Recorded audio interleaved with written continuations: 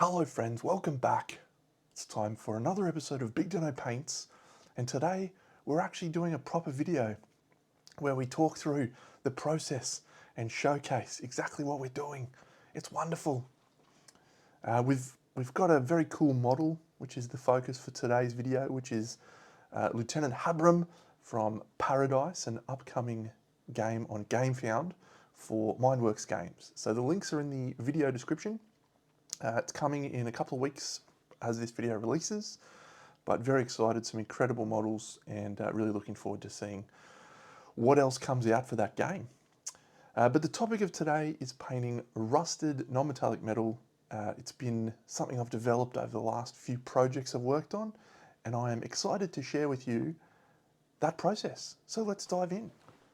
So the beginning stages of any paint job I do is usually about building up some interesting values underneath, and that's what we're doing here with the airbrush. We've started out with a Chimera magenta before moving into a golden brown, which is kind of a mid-tone brown, and we're just using those two colors, angling from the top for the lighter color and from underneath with the magenta, before we move into a purulent yellow from AK and airbrushing that from the top. So the reason that I'm doing these coats is just to create some values to allow me to establish where I want to put colors.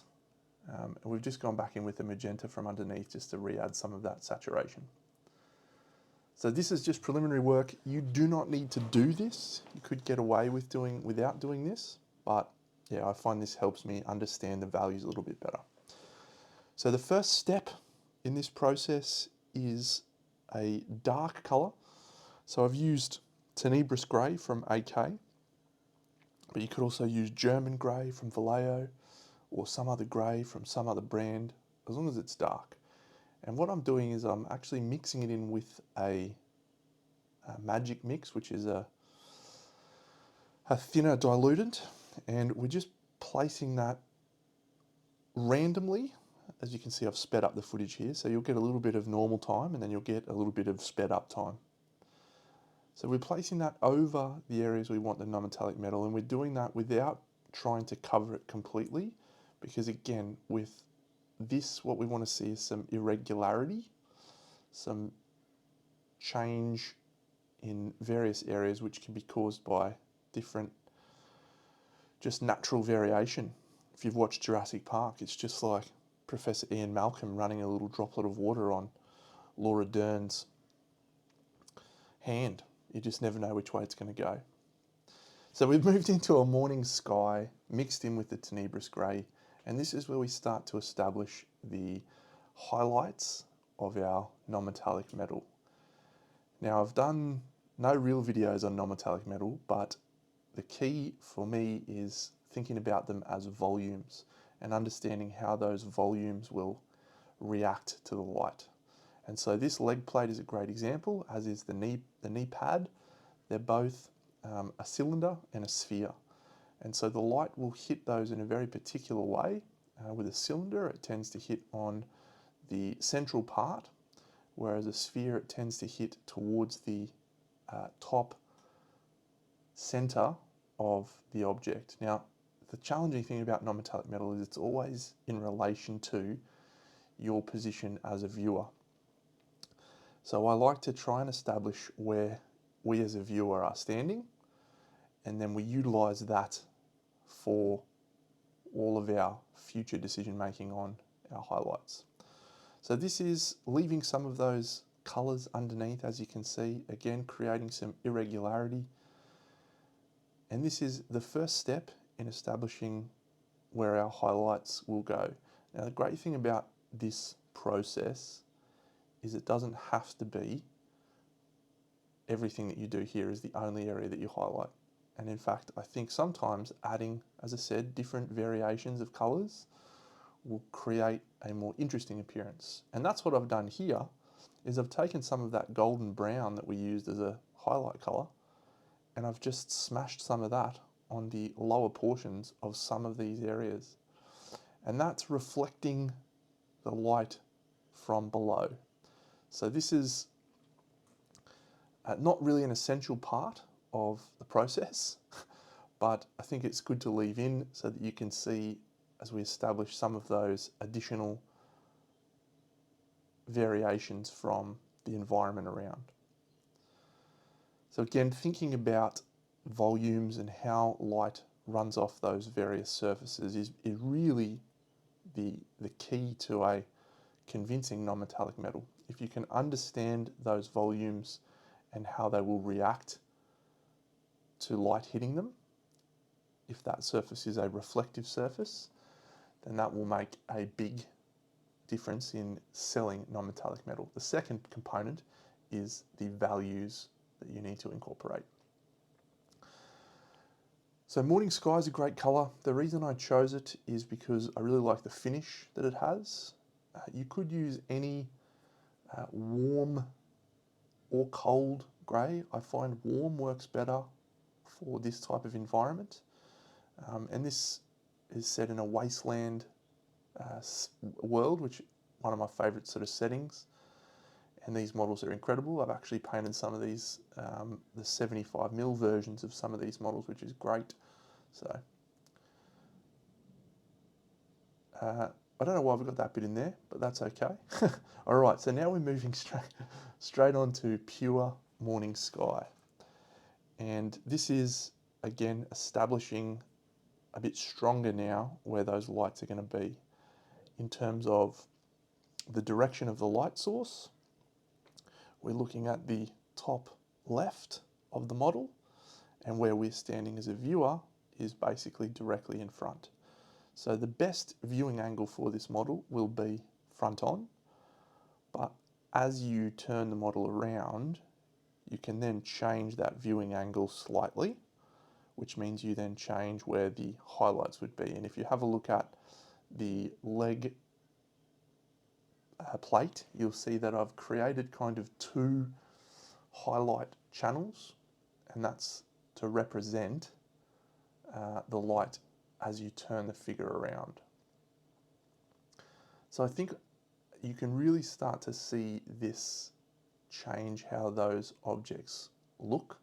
It actually starts to look like metal.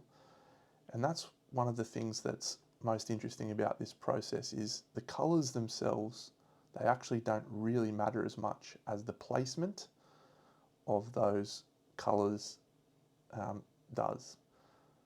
So the placement is more important than the colours themselves when it comes to non-metallic metal. I'm sure I've said it before, but bears repeating. So the little brown areas that you can see from underneath, those are meant to be a reflection. And so because they're a reflection, I've placed a full highlight of morning sky underneath that reflection. And that's because I want the object itself to be a shape that's a cylinder or a sphere, and then I want the reflection to be internalized within that. So if I was to do the morning sky as the lower edge highlight, if I was to do the golden brown as the lower edge highlight, then it may not necessarily read as well as a reflection, as a part of that metallic surface. So as we build up the morning sky, you can see that I am being very loose with my colour application. There's no real specific textural shape that I'm trying to get. I'm not doing lines or scratches, I'm not doing dots, I'm not doing anything in particular. I'm just looking at the placement and adding those interesting colours and shapes on those objects. So as we continue the process, you'll see that all this is really going to be, this video, is a repetition of exactly what I've just said, which is placement and value. Now we'll talk more about value as we get on, because I think you'll start to see a moment when this particular surface actually starts to look like it's a highly reflective metal surface. And that is at the moment when we add the highest value highlights. It does still look like metal, it still reads as metal up to that point, but when you hit with those pure highlights right at the end, that's when it really starts to come alive. So we move into a mixture of the next colour, which is Iron Hue from the same set, the Michael Pizarski Chimera set. And the mixture of Iron Hue and Morning Sky is one that changes the visual appearance quite significantly, because we move away from a colder green into a warmer grey. And that's, again, what kind of makes it look like metal when we move into what colour we associate with metal, which is grey, silver, etc. So the Morning Sky is intended to, one assumes, reflect a blue sky in the sky above, whereas this Iron Hue, which is mixed in with the Morning Sky, is much more meant to represent the main mid-tone of the metallic colour. And this is a really key stage. I think if you didn't get this grey as your mid-tone, it would struggle to look as much like metal as we want it to. You can still see some of those layers underneath, some of those translucent layers. You can still see some of the tenebrous grey. You can still even see some of the purple, the magenta, and the higher highlight colours that we left in some areas. And that's helping to sell the effect of this metal being quite tarnished and worn. There's a very different approach that you need to take for painting a glistening metal that is highly reflective. This is obviously not that type of metal. So we want that irregularity, we want to see different textures and different colours incorporated into this metal. We move straight into pure Iron Hue now, the mid-tone as it were for the colour. You could probably remove these intermediate layers. You could go straight from tenebrous grey into pure Morning Sky and then straight into pure Iron Hue. However, I find that building up a couple of layers in between those two just helps soften the transition, just makes it a little bit easier to build up, and when you don't quite get it right, you've got a little bit more time to correct.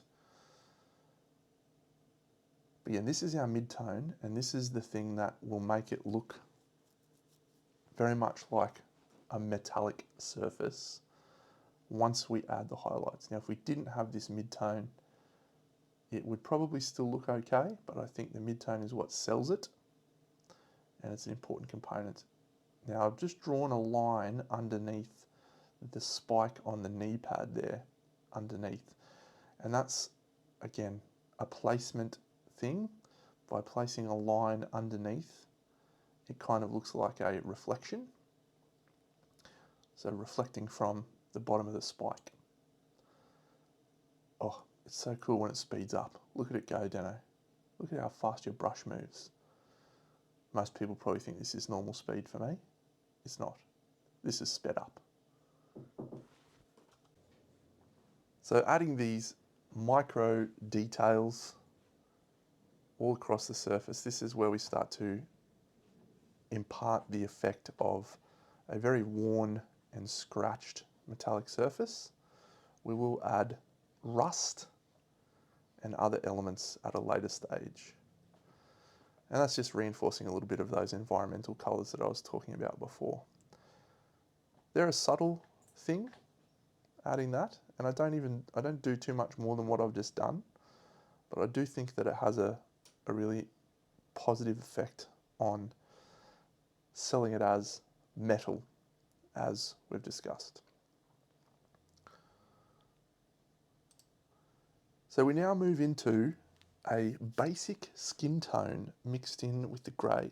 Why basic skin tone?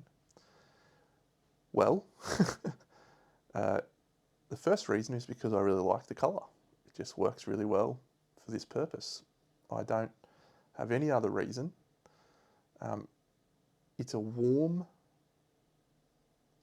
light colour, and I think for a metal that we want to be tarnished and worn, using this type of colour as a highlight colour is a really impactful change to make over just a straight white or even a warm ivory.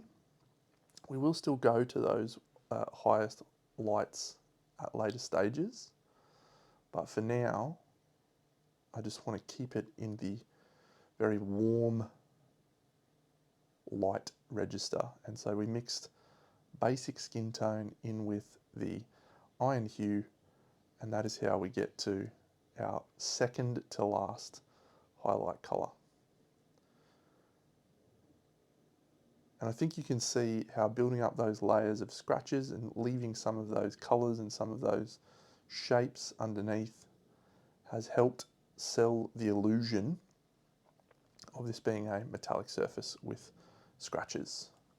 So I'm a big fan of painting like this. I think it's very cool to have textures and interest across the surface of your figure, especially for display figures in general. I think we have seen a lot of figures that are ultra smooth, and that's always an impressive feat of skill in and of itself. I think there's also something very beautiful about the chaos of texture.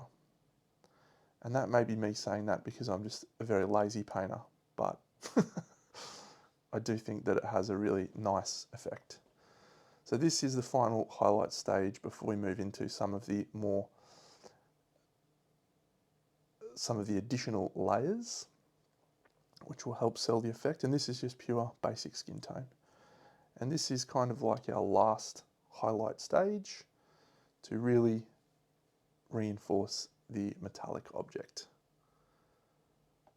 One of my favourite things about painting this way, even though I made a joke before about it being a very lazy way of painting, is it's also very freeing. You don't have to worry about mistakes and all of the stuff that comes along with that. You just get to enjoy having your brush add colour to an incredible figure. And that's a really nice change, a challenge to the way that we normally think about painting, particularly at display painting level. If we have a lot of focus on painting to an incredibly high standard and having these incredible figures, and I have nothing but respect for people that are capable of doing that. Maybe back in my younger days I was capable of doing that, but now I just really enjoy the experience of adding texture and colour and all of these little interesting things to look at, which I think adds visual interest and helps to contrast with the other elements that are on there, which are a little smoother, such as the skin tone, and as you'll see later, some of the other elements which are a little smoother. So having contrast between texture and colour and value is what creates for a interesting figure. All right, so the next stage is one that helps unify all of the colours together. So we've mixed a Griff Charger Grey along with a little bit of our Joe Sonia Magic Mix, and we're just going to paint that over the entire surface. Now this is very diluted, so as you can see as we paint it on, that it doesn't really cover the colour as much as you would expect a contrast paint application to cover. But what it does do is unify the colors. All right, so this is our rust effect that you can purchase. It's called Dirty Down. Great product. I've fallen in love with it. And this is pretty much the main reason I wanted to make this video, was to show you how to use this stuff. So I've gone straight after the Griff Charger Grey contrast paint. Got a bit of sponge, but blister foam sponge. Added a little bit of the Dirty Down, and we're just spotting on some rust. What a great and easy effect to get this rusty looking metal. So the Dirty Down, if it's mixed well, will actually create both a value shift as well as a textural shift. It actually creates a almost gritty texture, and that's a really cool thing for a rust effect, because rust is, after all, in real life, quite gritty and rough.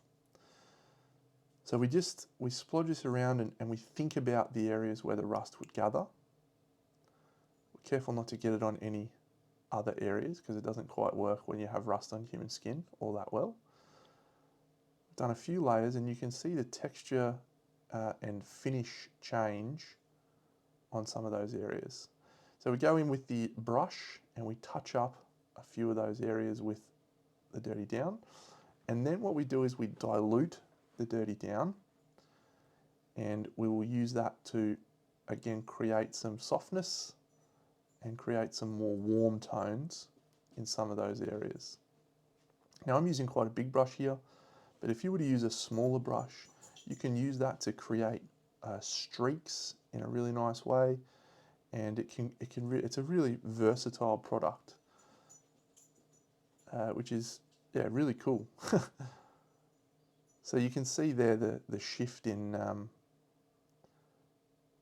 how the effect has dried. In some areas it's got a very dusty look.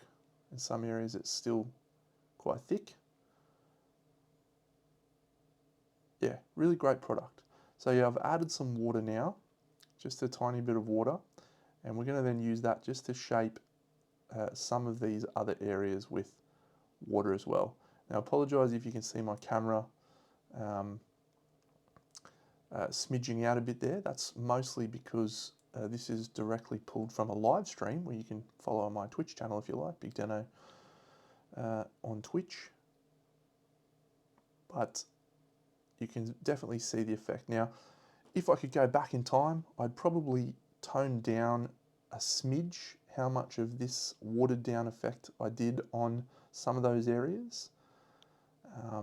But I think the end result that you can see there is quite cool. So our last stage in this non-metallic metal is the highlights and then the black lining. So we're using here an ivory mixed in with some of that basic skin tone, and we're really looking to highlight the edges of our metal now with this, where the metal's still reflecting a lot, and we're much more considered with our placement and with our brush strokes. And I really think that you can see the effort that we've gone to in all of those underlying layers, has still come through in this finished result.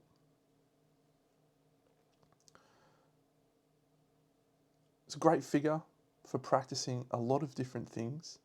You've got a really nicely sculpted skin tone area. So the broad shoulders and the musculature is really nicely sculpted, particularly on the back. You've got lots of interesting volumes for non-metallic metal, a great area to practice leather, and then some really nice folds as well on the clothes, the pants, as well as a great rock texture down the bottom. So this is a top 10 figure for practicing a variety of different techniques on this scale. And because it's a slightly bigger model, you still get to enjoy the painting process, because you're not painting something that's a tiny little figure. So this is the extent of the process. The next stages simply reinforce all the work that we've done in terms of placement of lights and in terms of separating those elements so that you can see clearly defined sections. So that's the outcome. I really like it.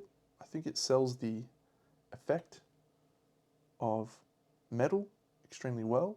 I think it works from a perspective of rusted metal exceptionally well. You could, if you wanted to, take some orange colours and brighter orange and add that to the rusted areas, but that's not an essential addition to this process, I don't believe. But it does, it could work. Could add some more interesting textural elements in there with some orange.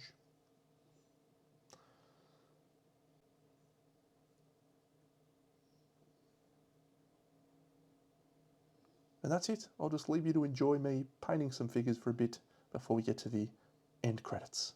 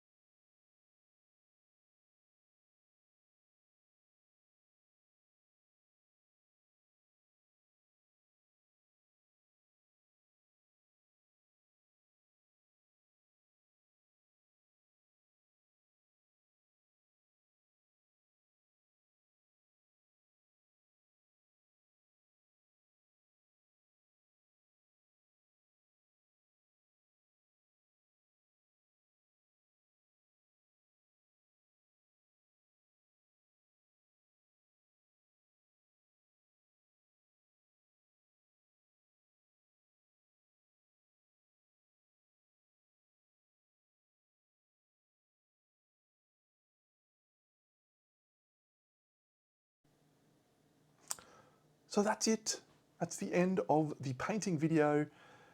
I hope you enjoyed. I look forward to doing some more of these in the future.